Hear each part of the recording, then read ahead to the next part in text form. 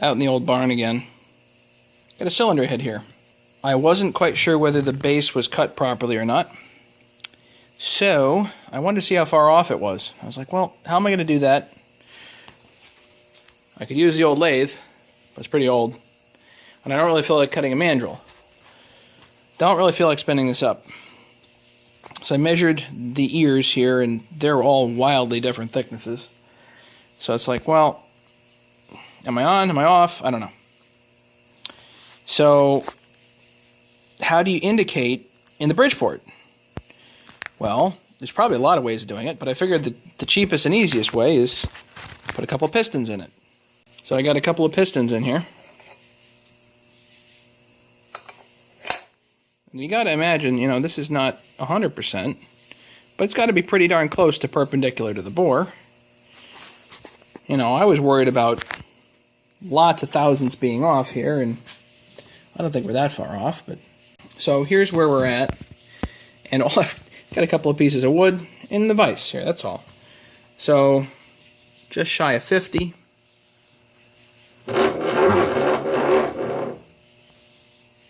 That's pretty good. Indicated that way. Go the other direction. Let's go this way. Yeah, just shy of 50. Yeah, just shy of 50. So I'm not worried about 1/1000 of an inch. That's just fine, I think. So the question is, what about the base here? How far off is the base? Well, let's have a peek. Drag that over. Bring this up. Until it says 50 again, just for giggles. And run it. I'm going to run it over the other side here.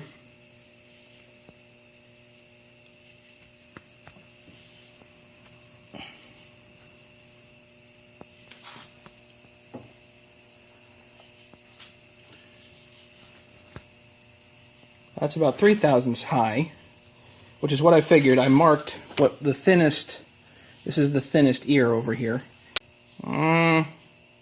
Now we're 7 or 8 out. Over on the opposing side here, 8.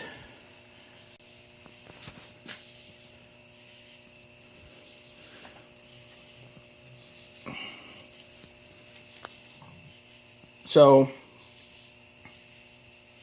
it seems like we are indeed out. Corner to corner, it's about 8/1000. I should probably take a cut on that. But how are you going to do that on the Bridgeport? The answer is I'm going to do it freehand. I am actually going to do that freehand. So I've got a nice sharp end mill here. I'm going to throw in here and see if I can do this all freehand and cut this. Kind of sucks, but you know, if that's what it takes to get it lined up, that's what it takes to get it lined up. And again, you know, I just did this visually. Here it looked thin, and I measured it. So this ear was like 230 thousandths, and this is like nearly 270 or something. So the ears are off to start with, but I really don't think this is perpendicular to the bore. And the slop that's in here is not 8/1000. It's just not. 2/1000 maybe. Let's see if we can take a cut and even this up. So I'm taking a cut, freehand.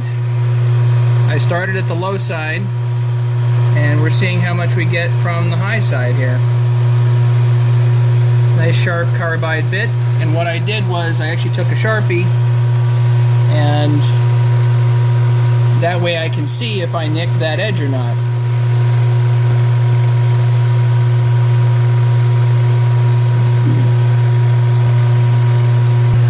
Now I go slow to go around the corner.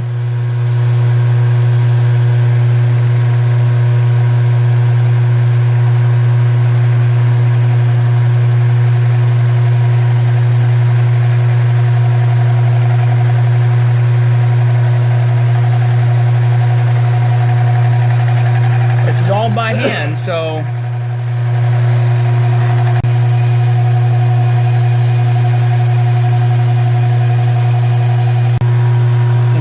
kind of trimming down to almost nothing here.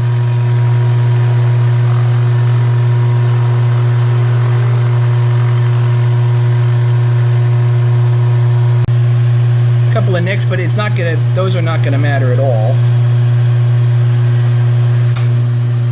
At all. Yep, that's a whole lot more, hopefully, perpendicular.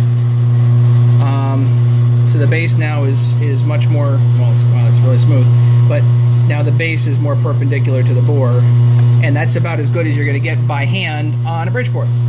So this is not really the way to do it, but if all you got is a Bridgeport and not a lathe, then, and really basic tooling here, I think that'll actually get you a little more accurate than whatever this was. So I just figured I'd think outside the box a little bit and make a quick video on an idea that I came up with, and anybody's welcome to let me know what they think about it. So I'll put this on the saw and see how it runs. Thanks for watching. Don't forget to subscribe.